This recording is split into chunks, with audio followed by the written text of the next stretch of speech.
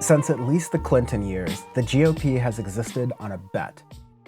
The bet that the implicit approval of off-base conspiracy theories against political opponents would provide them with a political base, a solid political base, that would take them to victory upon victory upon victory until they ultimately had control of every feasible branch of government. For decades, they've won that bet.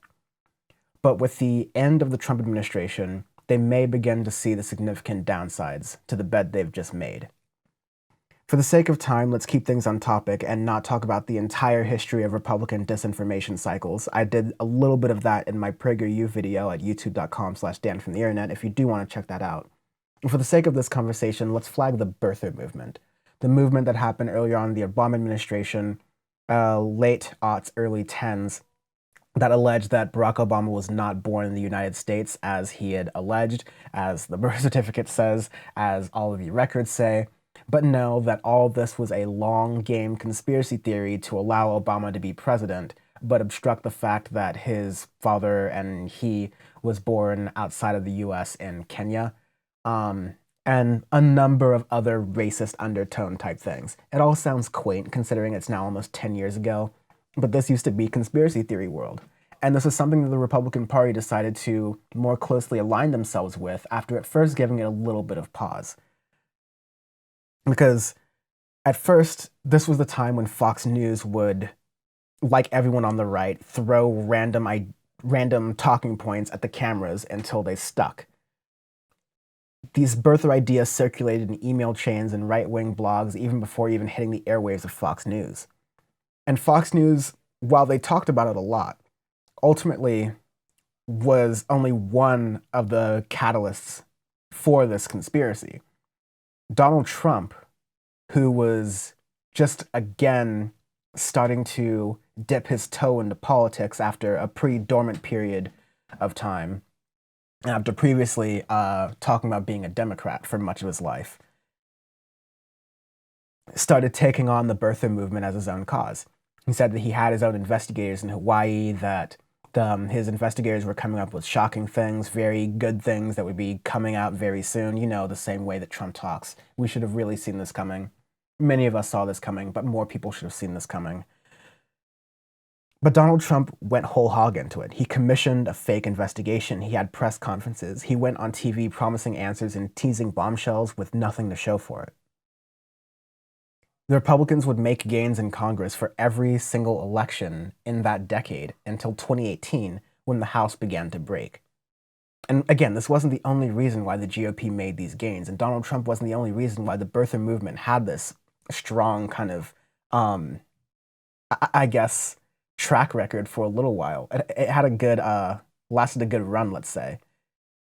But Trump was able to energize the Republican base, and the Republicans were able to energize their base off of conspiracy theories tinged in racism or other forms of bigotry. And that brings us to today and the idea of accountability for Donald Trump.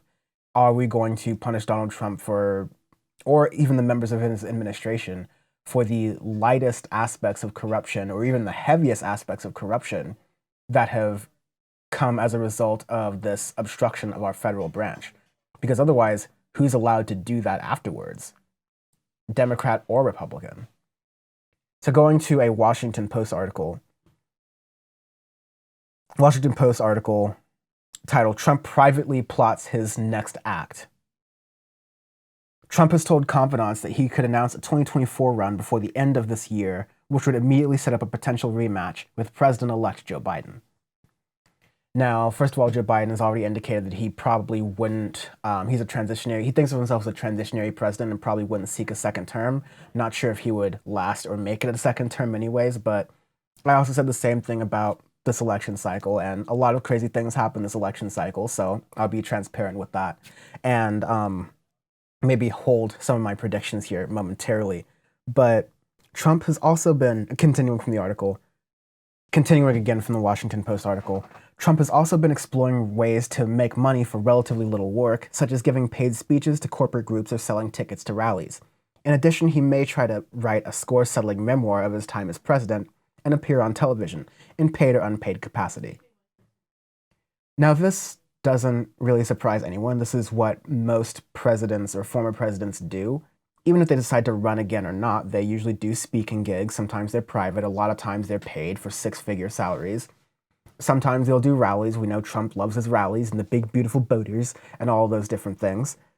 And they very often appear on television. Trump, who was already planning a media venture when he was planning to fail in 2016, would probably Trump would probably buy one of these other smaller griftosphere entities like Newsmax or The Blaze or One American News at this point, spin it off again as Trump TV, and use that as his own platform to cut out Fox News as the middleman and speak directly to his base.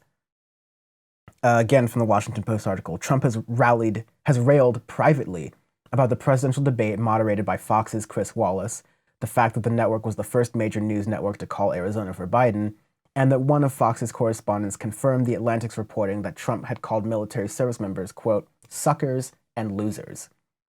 So again, it's very clear that if Donald Trump wants to go about this again, he wants to be in control of his own narrative. And that gets to the whole point. I think there's a lot of hysteria about Donald Trump, and there will continue to be a lot of hysteria about Donald Trump that will be misdirected, and that we should be focused around the hysteria around specifically, we should be focused around the hysteria of the movement he's created, is what I mean.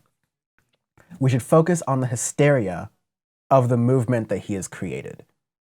Because whether Trump ends up being the avatar for the Republican Party in 2024, or they decide that, you know, we lost with Trump, so let's get someone else who's similar, more refined around the edges, or they somehow do a really dumb move and go for someone really boring and moderate like Mitt Romney, there will be this base of people who are very susceptible to these wild conspiracy theories who will be wrapped around the finger of whoever will give them the wildest conspiracy theory, tinge it with transphobia or racism, and you've got a really nice melting pot mix of a really horrible political tool that's been utilized by the Republican Party for a long period of time, but I think the Democrats are just very inequipped to handle it or even know about it.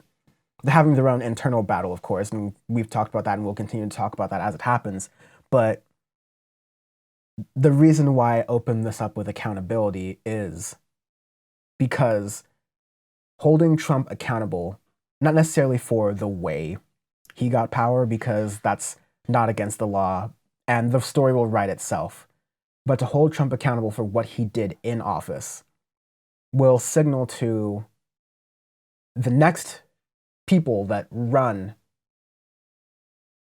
for president that you can, of course, take advantage of America's likelihood to agree in these conspiracy theories. You can take advantage of all these other different rougher aspects of the United States and the way it works.